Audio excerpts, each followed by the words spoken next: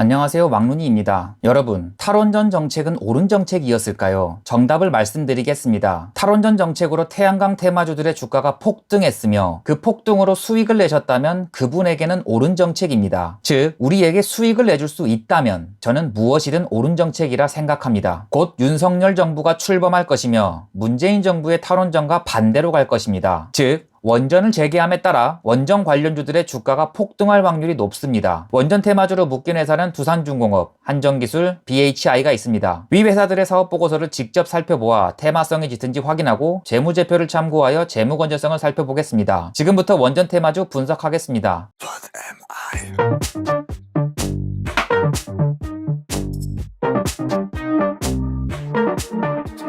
주식 투자의 기본 원칙은 가치 투자입니다. 삼성전자에 투자하는 것은 가치 투자라 볼 수 있습니다. 혹시 여러분은 삼성전자에 가치 투자 중이십니까? 그렇다면 최근 상당히 힘든 시기를 보내고 계실 겁니다.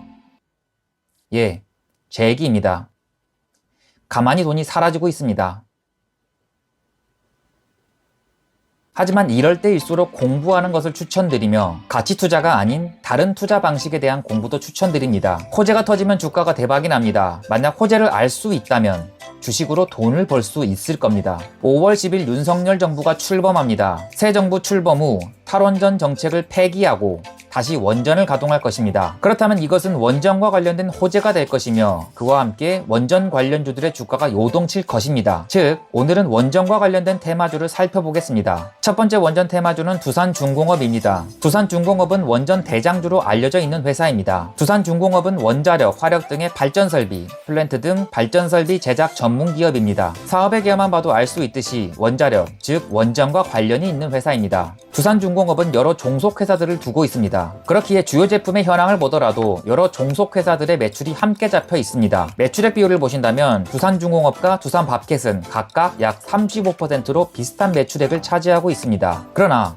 모든 회사들이 건설과 관련된 사업을 하고 있기에 두산중공업의 성격은 주요 종속회사들의 성격과 일치해 보입니다. 특히 마지막에 속한 골프 운동시설, 골프장 등의 사업은 직원 복지를 위한 것이 아닌가 싶습니다. 한편 원전 산업의 성장성을 보시면 원자력 발전은 전 세계 발전량의 약 10%가량을 담당하고 있으며 최근 원전 선도국은 물론 아시아 개발도상국에서도 신규 원전을 건설하려 함을 확인할 수 있습니다. 또한 향후 2040년까지 원전의 용량은 계속 증가할 것으로 보고 있습니다. 다만 국내의 경우 정부의 에너지 전환 정책이 지속되어 신규 원전 건설이 불확실한 상황이라고 기재했었습니다. 위 사업 보고서는 윤석열 후보가 대통령으로 당선되기 전에 작성된 사업 보고서입니다. 국내 정책의 불확실한 문제는 이제 어느 정도 해소될 것으로 보이며 분명 원전 가동으로 호재가 터질 것으로 판단됩니다. 다음으로 두산중공업의 재무제표입니다. 탈원전 정책 당시 당기순이익이 박살이 났었는데 2021년부터 당기순이익이 흑자로 전환되었습니다. 이는 긍정적인 수치라 판단됩니다. 두 번째 원전 테마주는 한전기술입니다. 한전기술은 발전소 및 플랜트 관련 엔지니어링 업체로서 원자력과 수력, 화력발전소의 설계 등을 영위하고 있습니다. 매출액 비율을 보시면 원자력에서 약 60%의 매출이 발생하고 있습니다. 물론 나머지 사업도 에너지 신사업, 원자로 사업이기에 회사의 색깔이 짙어 보입니다. 다만